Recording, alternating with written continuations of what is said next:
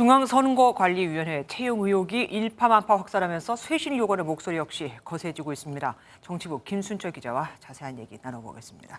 김 기자, 네. 우선 지금까지의 선관위 채용 의혹 한두 가지가 아닙니다. 좀 정리부터 해볼까요? 네, 사건의 발단은 선관위 박찬진 사무총장과 송범석 차장의 자녀가 지방 공무원으로 근무하다가 선관위 경력직에 채용됐다는 것입니다. 네. 두 사람 모두 면접관에게 만점 또는 고득점을 받았다. 이게 특혜 의혹의 핵심인데요. 네. 논란이 확산하자 선관위는 자체 조사에 착수했습니다. 그런데 전현직 간부를 포함해 4급과 5급 직원의 자녀의 경력 채용 사례가 11명에 달하는 것으로 나타났습니다. 당초 특혜는 없었다고 강하게 부인하던 박 총장과 송 차장은 지난 25일 도의적 책임을 지겠다며 전격 사퇴했는데요. 노태학 선관위원장이 권익위와의 합동조사를 시사한 만큼 조사 결과에 따라 숫자는 더 늘어날 수 있습니다. 선관위가 무소불위의 권력 집단으로 변했다는 비판도 나오는 건 사실입니다. 왜 그렇습니까? 네, 선관위는 1년 예산만 4천억 원에 이르고 직원만 3천 명에 달하는 거대 조직입니다. 네. 특히 헌법기관으로서 선거법 위반 여부를 가리는 유권 해석을 내리기 때문에 정치인에게도 위축되지 않는 권력을 가진 셈입니다.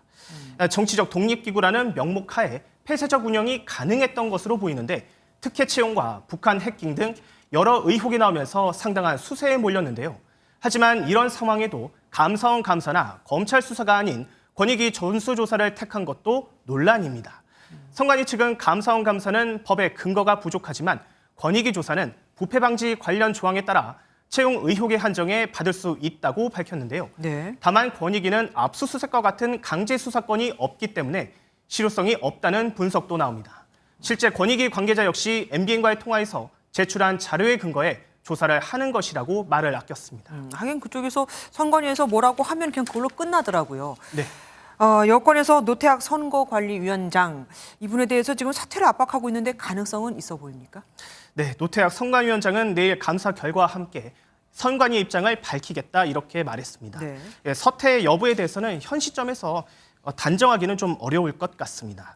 만약 자리에서 물러난다면 도의적 책임을 진 것이라고 볼 수 있고 반면 대국민 사과만 한다면 이번 사퇴와는 무관하다는 걸 대외적으로 보여준다 이런 의미로 해석해 볼 수 있겠습니다. 하지만 여권의 압박은 날이 갈수록 거세지고 있는데요. 김기현 국민의힘 대표의 발언 함께 들어보시겠습니다. 이게 자체 조사를 한다는 하는 형태로 할 일이 아니라 자칫하면 고양이에게 생선 맡긴 꼴이 되겠다 싶습니다. 사무총장, 사무차장 정도 수준이 아니라 환골 탈퇴한 형태의 대대적인 혁신이 반드시 필요하다고 생각됩니다. 반면 야권은 이번 사태가 노 선관위원장의 임기 이전의 일이라고 엄호에 나섰는데요. 만약 향후 특혜 채용이 실제로 입증이 된다면 상당한 후폭풍에 시달릴 가능성 역시 배제하기 어려워 보입니다.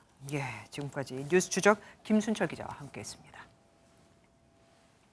안녕하세요, 김주하입니다. 공정하고 신속한 MBN 뉴스 유튜브를 통해서도 만나보실 수 있습니다. 특히 더 많은 뉴스와 라이브를 보고 싶으시다면 오른쪽을 눌러서 구독하시면 됩니다. 어렵지 않죠? 빠르고 정확한 뉴스로 계속 찾아뵙겠습니다. MBN 뉴스를 시청해주신 여러분 고맙습니다.